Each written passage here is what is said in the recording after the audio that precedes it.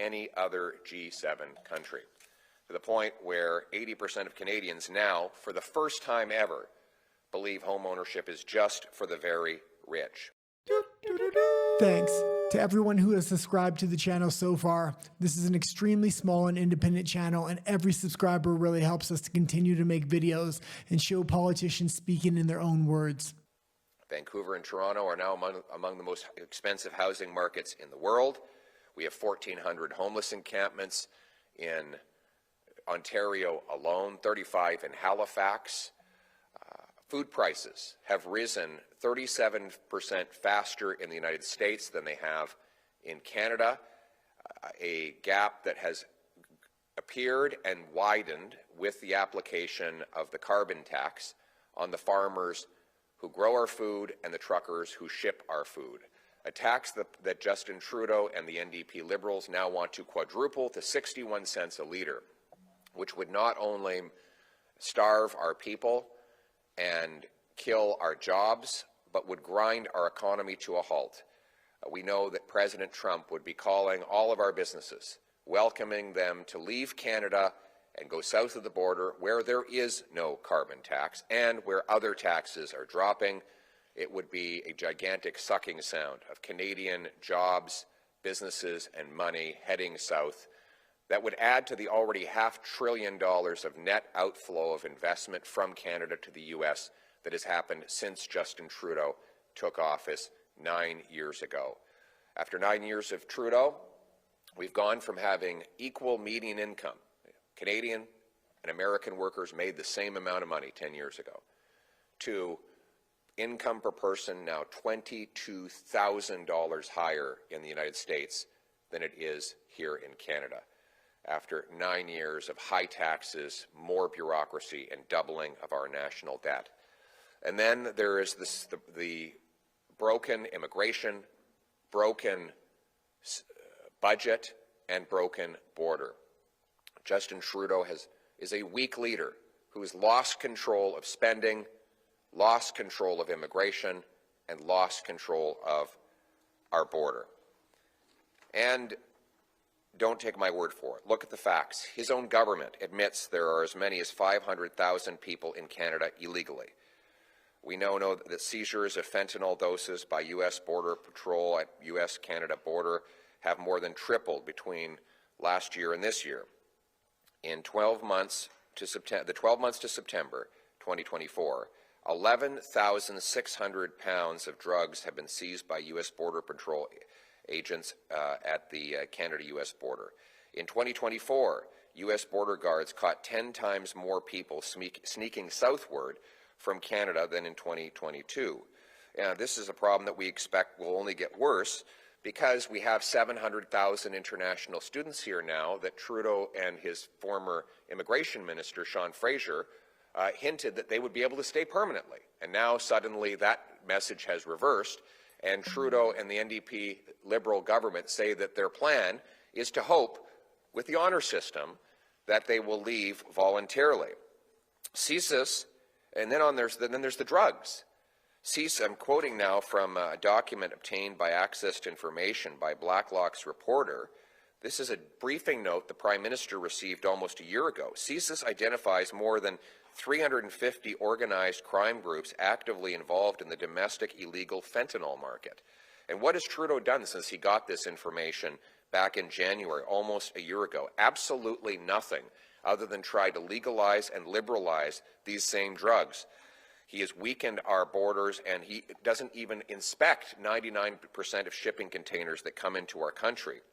Since Trudeau became Prime Minister, there's been a 632% increase in U.S. border control encounters with people illegally attempting to enter the United States from Canada. In the first 10 months of 2024 alone, U.S. Border Patrol has intercepted more than 21,000 people illegally crossing our border. And on top of that, doesn't include the dangers that are coming into Canada from the United States because of Trudeau's broken border. According to Toronto police, 82% of gun crime is done with American guns that Trudeau allows over our borders because of the weak inspection system. And the drugs that come across the border, the existence of Roxham Road and other illegal border crossings that Justin Trudeau opened right after he put out a tweet to the entire world saying, "Welcome to Canada, come on in, we'll invite anybody across our borders." That chaos has persisted. It is clear that after 9 years, Trudeau is not worth the cost, the crime, the corruption, and the chaos. He has lost control of our border, lost control of immigration, lost control of our finances. And that is why today I am calling on the government to fix Trudeau's broken border. I'm demanding that the Trudeau government quickly present a Canada First plan to Parliament that includes increased patrols, working with provincial law enforcement, deploying new technology, cracking down on illegal drug production and trafficking, tightening visas, securing our ports, and expanding the mandate of CBSA officers to fix the broken border. These new technologies would include scanners, helicopters, towers, drones. We also propose temporarily deputizing provincial law enforcement whose premiers wish to fill in the holes the Trudeau government has caused. This, of course, is I'm embarrassed that we even have to suggest this, but it would be a temporary measure to fix what Trudeau, or to patch up the holes that Trudeau has opened. We need a real crackdown on illegal drug production and trafficking by reversing, for example, the C5 changes that Trudeau brought in, which reduced penalties for production and trafficking of hard drugs. We need boots on the ground, scanners all around, and a stronger border. We need to expand the mandate of CBSA officers to enforce the law beyond border posts. The reality is that Trudeau has lost control of the deficit of immigration and of our border. In less than 2 months, President Trump will come into office. He has threatened the possibility of imposing tariffs unless there is action to address Trudeau's broken border. Since Trudeau became Prime Minister, there have been massive increases in illegal border activity. It is his job to immediately introduce action to solve it. Now, it's not just for Donald Trump. Frankly, we have to acknowledge that he is the new President of the United States of America, and we have to protect our economic interests, but we have to protect our own interests. It is unacceptable for Canadians to have 47,000 overdose deaths. It is unacceptable for Canadians to have 350 crime groups actively producing and shipping fentanyl. It is unacceptable for Canadians to have $100 billion of money laundering. It is unacceptable for Canadians to see a 200% increase in overdose deaths. Even if President Trump were not calling for this action, we should be doing it for our own country and for our own interests. And these increased border measures should be paid for using the dollar-for-dollar principle, which will guide my government. And that is why I'm proposing to fund a bolstered border. The Prime Minister should cut high-priced CBSA consultants and cancel the $6 billion of insulting inflationary spending, the 2-month tax trick, and the inflationary checks. That money will only give us more inflation while jacking up debt. A $250 check will not mean anything to someone who loses their job because of a tariff dispute. A 10-cent savings on a bag of pretzels will not mean anything to a mother who's lost her child to an overdose of drugs. And as for getting it passed, while we will plan to continue insisting that the Trudeau government stop blocking Parliament and release all the data to the police on the Green Slush Fund scandal, we will make accommodations to quickly pass a border plan if it goes towards fixing Trudeau's broken border, that we can get it done. There are no excuses. Justin Trudeau has had 9 years, and the results are a disaster. But the good news is life was not like this before Justin Trudeau, and it won't be like this after he's gone. We're going to bring home a common sense plan to axe the tax, build the homes, fix the budget, and stop the crime. That requires a strong, robust border, like the one we had before Trudeau, with boots on the ground, with security at our ports and other land entries. It means a stronger armed forces, stronger police, and stronger law enforcement. It means protecting our people against the world's dangers. All of this is for the singular purpose that I am running for Prime Minister, which is to restore Canada's promise. That is, a country where hard work earns a powerful paycheck and pension that buys affordable food and homes in safe neighborhoods. A country where anyone from anywhere can do anything. In Canada, let's bring it home. Thank you. We'll now take questions from the floor. Thank you. Jeremy from CTV News. Your party continues to lead public opinion polls. If you form government, how quickly would you meet NATO's defense spending target of 2%? That's a good question. First of all, let's all acknowledge that I will be inheriting a dumpster fire of a budget. The national debt has been doubled. The deficit is raging out of control. We know last year's deficit was at least 20% bigger than Trudeau claimed. The Prime Minister won't even tell us what this year's deficit is after having asked him all of those times. Our economic growth is collapsing. Per capita GDP dropped for 6 quarters in a row. I'm not saying this to dodge your question. I'm just telling you what the mess I'm going to be inheriting, because we have to fund our military out of the money that we have. What I have said so far is that I will be cutting foreign aid, but taking money away from dictators, terrorists, and global bureaucracies. I'll be cutting back office bureaucracy and ending the procurement boondoggles. We will put all of that extra savings into rebuilding our armed forces, expanding the reserves, and deepening our presence in the north to protect our part of North America and reassure our American allies that we are a solid security partner.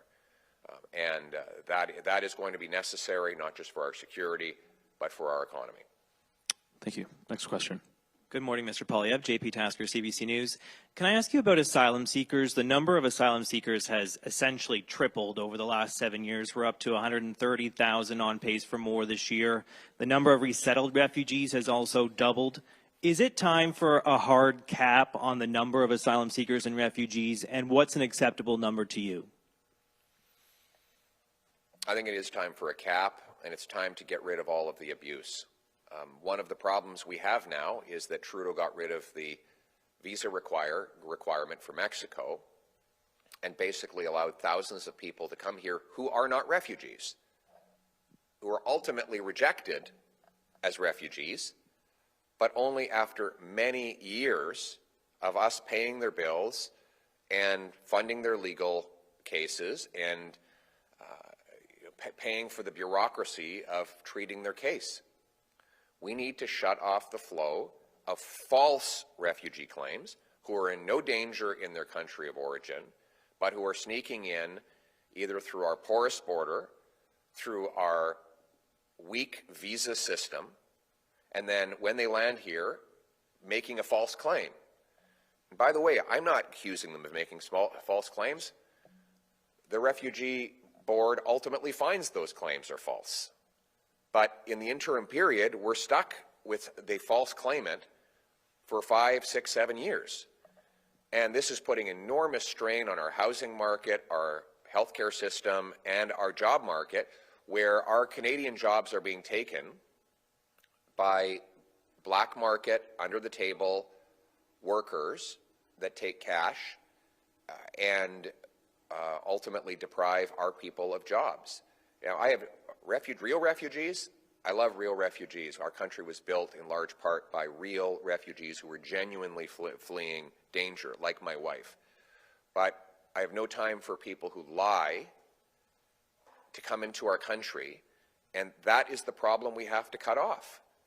And when we do, we can get back to the normal levels of refugee counts that we had before Justin Trudeau, the numbers that we can absorb, care for, and employ, and that's what we will do when I'm Prime Minister. Thank you. Next question. Good morning. Najida Melissa, Canadian Press. On the issue of what you would cut and what you would fund, what do you say to Canadians who are currently receiving dental coverage through the Canada Dental Care Plan? Can they expect to continue receiving coverage if a Conservative government forms? Well, right now we have a lot of promises from Justin Trudeau. The biggest winner so far has been Sun Life, the insurance company that got the contract to deliver this, and Justin Trudeau is making a lot of very big promises, but on all of those promises, he's failing to deliver. So we're carefully looking to find out what numbers are true. We're not going to regurgitate government numbers that prove always to be false later on. I think it's unfortunate that so many in the media simply regurgitate government talking points rather than actually doing the serious analysis. I mean, you guys all reported that the carbon tax was going to make people better off, and then what did we find out from the parliamentary budget officer? That 100% of middle-class Canadians are worse off from the carbon tax. 60% of the population will pay more than they get back. But if we had simply believed the talking points from the government that the media regurgitated, we would have been fooled like all of you. So am I going to just take Justin Trudeau's word for it on these promises? No, I'm not. I'm going to look at the numbers and see what he's actually delivering and then act in the interest of all Canadians. Thank you. Next question. Bonjour, Félix Pilon de Radio-Canada. La rencontre de Justin Trudeau vendredi soir avec M. Trump, d'abord, est-ce que vous croyez qu'elle a été concluante et qu'est-ce que vous auriez fait de mieux? C'était un peu triste de voir la faiblesse de Justin Trudeau encore. On aurait dû être là pour faire des gains pour le Canada. Mais il ne propose aucun gain. Il essaie simplement de minimiser les pertes. Donc, dans les années Harper, on cherchait les gains, comme la fin aux tarifs sur le bois d'œuvre, ce qu'on a accompli, ou l'exemption aux politiques de Buy America pour permettre nos entreprises de construction d'exporter leurs produits pour les grands projets américains, ce qu'on a accompli. Mais aujourd'hui, Justin Trudeau n'essaie même pas d'avoir des gains, il essaie simplement de minimiser les pertes sur, par exemple, le tarif de 25% qui est menacé et possible. Et c'est pas possible, on ne peut pas simplement blâmer le fait qu'il y a un président agressif. M. Trudeau a eu des pertes de M. Biden et M. Obama aussi. C'est M. Biden qui a doublé les tarifs sur le bois d'œuvre, qui tue des emplois, y compris dans les régions du Québec. Et que fait Justin Trudeau? Est-ce qu'il annonce de son retour ici au Canada que le président Trump va mettre fin aux tarifs sur le bois d'œuvre, comme M. Harper a pu faire avec M. Bush? Est-ce qu'il annonce une exemption au Buy America? Non. Il dit que peut-être on va pouvoir éviter une autre perte. Éviter des pertes, ce n'est pas un gain. Il nous faut un premier ministre qui est assez fort, est assez intelligent pour faire face à Donald Trump et pour défendre nos intérêts afin de faire des gains, d'enlever les obstacles et de protéger les emplois et la sécurité des Canadiens. In English, please. Oh, thank you. All right. What was the question again? I'm sorry. The question about the meeting, look, I just felt, well, while I'm a critic of Mr. Trudeau's, I did feel badly that he went in with such a position of weakness. Normally, when a prime minister goes to the United States to meet a president, they're looking to make gains. What gains did we hear from Mr. Trudeau? None. He's just trying to limit losses. Did he come back saying we're going to get an exemption to Buy America, like Harper achieved from Bush? No. Buy America is still in place. Did he say we're going to get an end to the softwood lumber tariffs, like Prime Minister Harper got from President Bush? No. Not only are they still in place, Biden just doubled them. All Justin Trudeau offers is minimizing losses. This is the consequence of having a weak prime minister who's lost control of our borders, lost control of immigration, lost control of crime and drugs, and lost control of our economy. And Canadians are paying a dreadful price for everything that Justin Trudeau has broken. And we need a strong prime minister who has the brains and backbone to put Canada first and to fight for our workers and our security. Thank you. This will be the final question. Mickey here with Politico. Who from Trump's transition team have you or your party been in touch with since the U.S. election? I'm not the prime minister. Thank you. Thank you very much. Thanks to everyone who has subscribed to the channel so far. This is an extremely small and independent channel, and every subscriber really helps us to continue to make videos and show politicians speaking in their own words.